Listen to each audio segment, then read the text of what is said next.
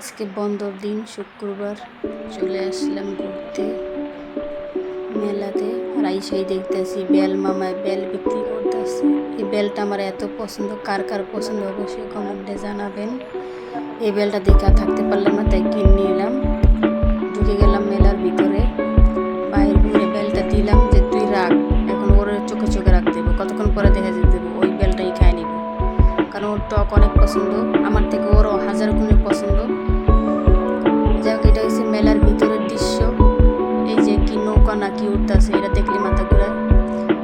এখানে ওর থেকে বেলটা আবার আমি নিয়ে নিছি, কারণ ওর কাছে রাখলে দেখা যেত ওই অর্ধেক শেষ করে নেবো, তাড়াতাড়ি নিজে নিয়ে নিছি।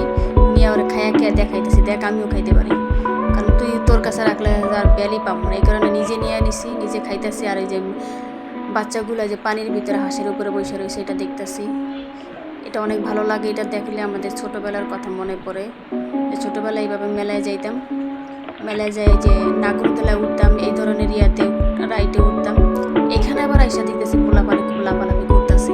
এই লাফালাফি দেখে তো আমার বাইরে ঘুরে আমি ধরে রাখতে পারতাছি না, ওই চিন্তা ওই কইতেছে বারবার যে আমি আপা আমি এখানে চলে যাই, আমি এখানে চলে যাই। বললাম আরে তুই তো এখানে বড় হয়ে গেছিস, তুই কীভাবে যাবি, আর তার থেকে বলো তোরে আমি দুইটা ফুচকাই খাওয়াই দিই। যাই হোক, তারপরে এখানে আবার চলে আসলাম, এখানে আবার বাচ্চাদের খেলনা, ওই কইতাছে কিছু খেলনা নিতে। এখন আমি বলতেছি তুই তো বড় হয়ে গেছিস, তুই খেলনা দিয়ে কী করবি, আমাদের কারো খেলনার দরকার নাই, এটা বাচ্চাদের জিনিস, চল তোরা দেখায় ঘুরায় দেখায় নিয়ে যাই। আবার এখানে আবার এসে দেখতেছি বাচ্চারা মাছ ধরতেছে, এখানে অনেকগুলো মাছ লাফালাফি করতেছে। আর এটা দেখে তো আমি থাকতে পারতেছিলাম না, আমি চিন্তা করলাম যে আরে আমাদের ছোটোবেলাটা কই চলে গেল, এখন তো এত বড় হয়ে গেলাম তাড়াতাড়ি কেন। এই বাচ্চাগুলোর মাছ ধরা দেখে তো আমার ছোটোবেলার সেই কথা মনে হচ্ছে, এই পুষ্করিণীতে কত গোসল করছি, আর এখন এত বড় হয়ে গেছি, এখন আর তো এখানে গোসল করতে দিব না, আর পারবো না, অনেক বড় হয়ে গেছি। এই কারণে ছোটোবেলার ওদের সিনগুলো দেখে আমাদের ছোটোবেলার কথা মনে পড়তেছে, যে আরে এক সময় আমরা কত এখানে গোসল করছি, কত তখন তো আরও সুন্দর ছিল, এখন তো ওই লেকপাটটা ভেঙে গেছে, এটা মনে হয় খুব তাড়াতাড়ি ঠিক করবো। তবে এখনও যে সুন্দর আছে, আমি আর সহ্য করতে পারলাম না, এই কারণে নিজে বসে গেলাম হাত দিয়ে মাছ ধরার জন্য।